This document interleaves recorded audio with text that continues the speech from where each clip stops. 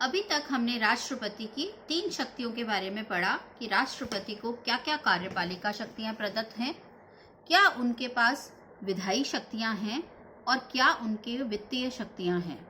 अब हम राष्ट्रपति की बहुत ही महत्वपूर्ण एवं बहुत ही रोजमर्रा में हमें समाचार में सुनाई देने वाली न्यायिक शक्तियों के बारे में बात करेंगे। राष्ट्रपति की कुछ न्यायिक शक्तियां हैं। सबसे पहले न्यायिक शक्ति तो यह है कि राष्ट्रपति को सर्वोच्च न्यायालय के न्यायाधीश एवं उच्च न्यायालय के मुख्य न्यायाधीश एवं अन्य न्यायाधीशों की नियुक्ति और पदच्युति करने का राष्ट्रपति के द्वारा ही की जाती है। राष्ट्रपति को सबसे महत्वपूर्ण जो शक्ति दी गई है वह है क्षमा दान करने की शक्ति। क्षमा दान की शक्ति प्रदान करने का उद्देश्य यह है कि यदि कभी भी किसी भी प्रकार से न्यायिक भूल हो जाती हो तो उसे सुधारा जा सके। संविधान के द्वारा भारत के राष्ट्रपति को निम्नलिखित मामलों में क्षमादान करने की शक्ति प्रदान की गई है। पहला, यदि दंड या दंडा आदेश सेना न्यायालय ने ना दिया हो। दूसरा, अगर दंड एवं दंड का आदेश ऐसे विषय से संबंधित हो जो विधि के विरुद्ध अपराध है, जिस पर विषय पर संघ कार्यपालिका शक्ति का विस्तार है। तथा तीसरे इस तरह के मामले होते हैं जिनमें दंड का आदेश मृत्यु आदेश हो। जैसा कि अभी आपने देखा कि याचिका जो है निर्भया के हत्याकांड वाले विषय में बहुत से दंड के मृत्यु दंड जिन अपराधियों को दिया गया था उन्होंने राष्ट्रपति को इसके लिए याचिका दी गई थी। क्षमा अनुदान एक अनुग्रह है। अनुग्रह है मतलब एक रिक्वेस्ट है जिसकी मांग अधिकार के रूप में नहीं की जा सकती है। यह ध्यान देने की बात है कि जिसे क्षमा दान की शक्ति कहा जाता है उसमें एक ही प्रकार की अन्य शक्तियां महत्व की हैं और भिन्न भिन्न विधिक परिणाम हैं जिन्हें यहाँ पर स्पष्ट किया जा रहा है। क्षमादान की अन्य शक्तियां हैं। सबसे पहले क्षमादान की शक्ति है जिसे हम कहते हैं क्षमा देना। क्षमा देना केवल दंड को ही समाप्त नहीं करता अपितु दंडित व्यक्ति को उस स्थिति में ला देता है जैसा कि उसने अपराध किया ही नहीं हो या वह पूर्णतः निर्दोष हो जाता है।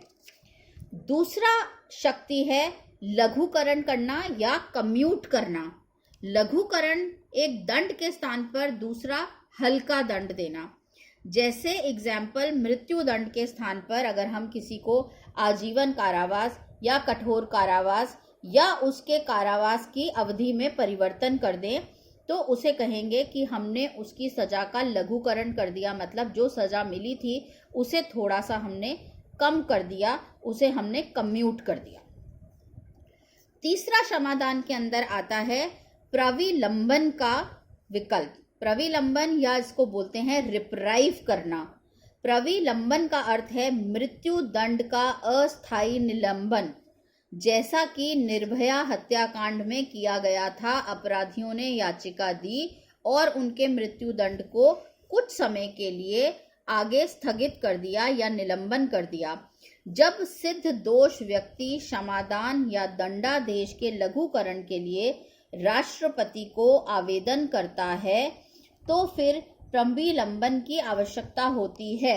मान लीजिए उसे फांसी की सजा 1 महीने के बाद सुनाई जा रही है, तो जब तक राष्ट्रपति अपना फैसला नहीं दे देता तब तक उसकी सजा को रिप्राइव कर दिया जाता है, निलंबित कर दिया जाता है। उसके बाद क्षमादान में आता है विराम करना, यानी कि रिस्पाइट करना। विराम का अर्थ है किन्हीं विशेष कारणों से दंड को कम कर देना। जैसे कि अगर दोषी जो है वो गर्भवती स्त्री है या नाबालिग बच्चा या बच्ची है तो उनके दंड को या उनके दंड की प्रकृति को बदला जा सकता है, दंड को कम कर दिया जा सकता है। इसे कहते हैं रिस्पाइट करना। और क्षमादान की राष्ट्रपति की आखिरी शक्ति है परिहार करना, रेमिशन करना। परिहार का अर्थ है दंड देश की मात्रा को उसकी प्रकृति में परिवर्तन किए बिना कम करना। जैसे कि अगर 10 वर्ष का कारावास है तो 10 वर्ष के कारावास के दंड को घटाकर हम 3 माह का या 3 वर्ष का कारावास कर सकते हैं। तो हमने यहाँ यह देखा कि राष्ट्रपति की न्यायिक शक्तियों में राष्ट्रपति सभी न्यायाधीशों की नियुक्ति करते हैं और क्षमादान में उन्हें 5 तरह की भिन्न भिन्न चीजें करने का प्रावधान प्राप्त है। अब इन सब शक्तियों के बाद हम सैनिक शक्तियों की बात करेंगे।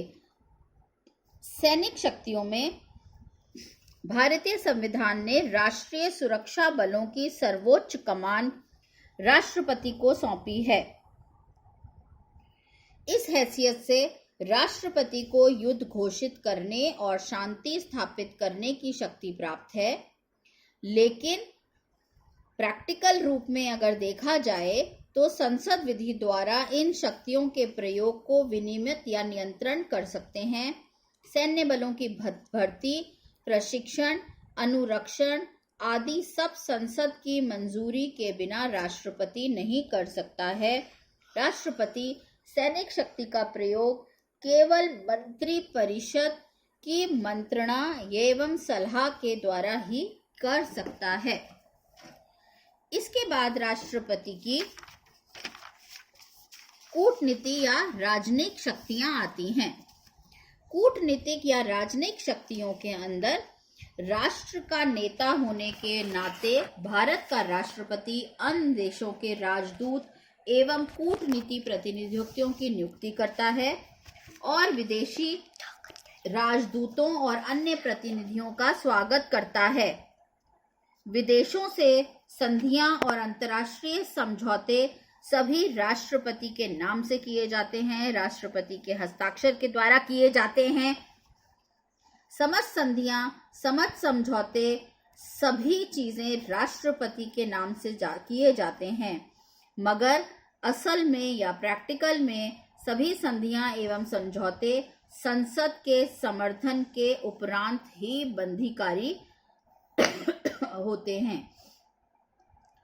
राष्ट्रपति की अन्य शक्ति 7वीं शक्ति है राज्यों से संबंधित शक्तियां। राज्य प्रशासन और विधान से संबंधित अनेक शक्तियां राष्ट्रपति में निहित हैं। राज्यों के राज्यपाल, उच्च न्यायालयों के न्यायाधीश की नियुक्ति और पदच्युति राष्ट्रपति के द्वारा की जाती है।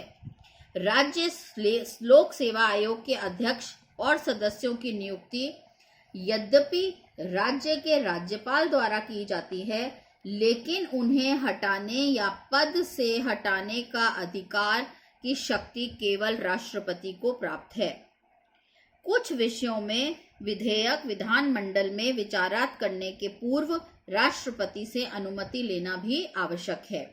राज्यपाल द्वारा राष्ट्रपति के विचार के लिए आरक्षित विधेयक तब तक कानून का रूप धारण नहीं कर सकते जब तक कि राष्ट्रपति उन्हें स्वीकृति प्रदान नहीं करे।